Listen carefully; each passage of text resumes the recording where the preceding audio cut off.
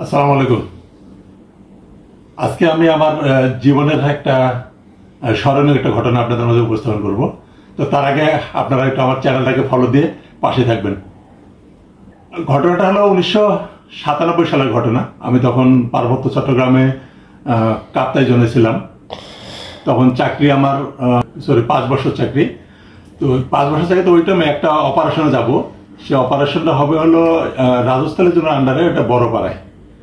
তো আমরা অপারেশন অনেক লোক যায়, তো যা রাজস্থলী ক্যাম্প থেকে ওই ধরনের আসলে লোক সম্পূর্ণ হয় না, যার কারণে আমরা বিভিন্ন ক্যাম্প থেকে লোক গেছি। তার মধ্যে আমরা কাপ্তাই থেকেও কিছু লোক গেছি। তো আমরা সকালবেলা এসে প্ল্যান অনুযায়ী সকালবেলা আমরা রওনা দিলাম রাজস্থলী ক্যাম্পের উদ্দেশ্যে বাই রোডে।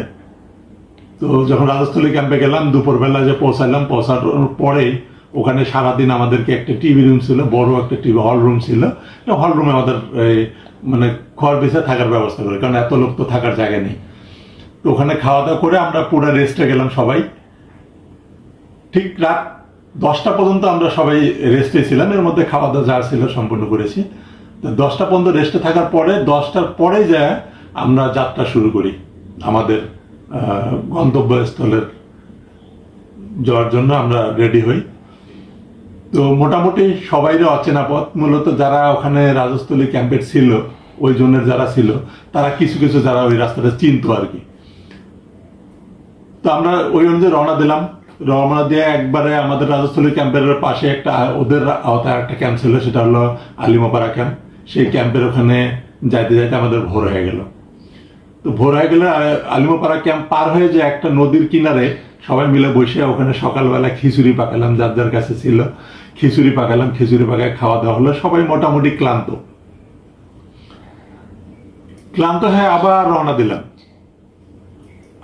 রওনা দিলাম সেই বড়পাড়ার উদ্দেশ্যে।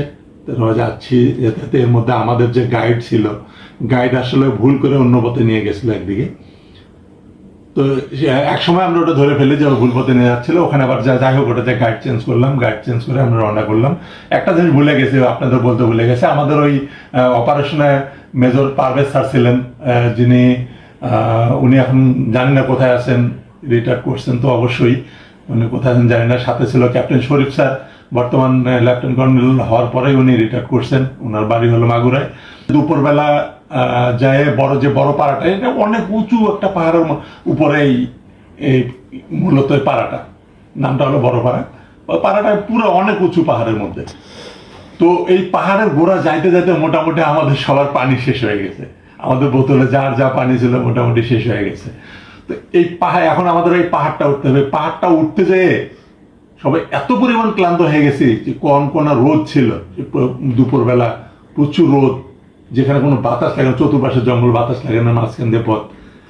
তো সবাই ক্লান্ত। যাই হোক কোনোভাবেই উঠে গেছি, বড় পাড়ে উঠলাম। মূলত যেই উদ্দেশ্যে উঠো তার আগে হয়তো এটা সিকিউরিটি আউট হয়ে গেছে। আউট হওয়ার কারণে আমরা তাদেরকে আসলে ধরতে পারি নাই। বাট ওখানে উঠলাম, উঠার পরে আসলে খুব পানির তৃষ্ণা লাগছিল সবাই। পানি পাবো কোথায়?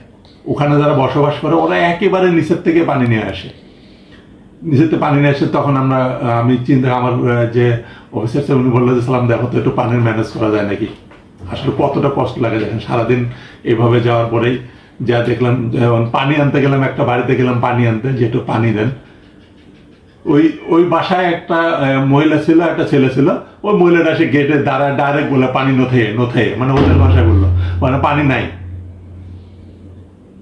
মানে রাগ উঠে গেছিল, আমার মন চাচ্ছিল যে এদের জন্য এত কষ্ট করতেছে, অথচ এরাই এইভাবে আমাদের হেল্প করতেছে না। তারপরে যাই হোক পাশে একটা বাসা গেলাম, অনেক মুরব্বী ছিল, বয়স্ক মহিলা ছিল। উনি আসলে একবারে বয়স্ক বুড়া মানুষ, উনি চাউল ঝাড়তেছিল কুলা দিয়ে। তো ওনার কাছে গেলে উনি তখন যা পানি বের করে দিল, ওই পানি এনে সবাই খেলাম, ওখানে নাইট হল্ট করলাম। তো এটা একটা আসলে খুব স্মরণীয় ঘটনা যে এত পার্বত্য অঞ্চলে এত পরিমাণ কষ্ট হয়, যেটা বলা বাহুল্য। ধন্যবাদ সবাইকে। আসসালামু আলাইকুম।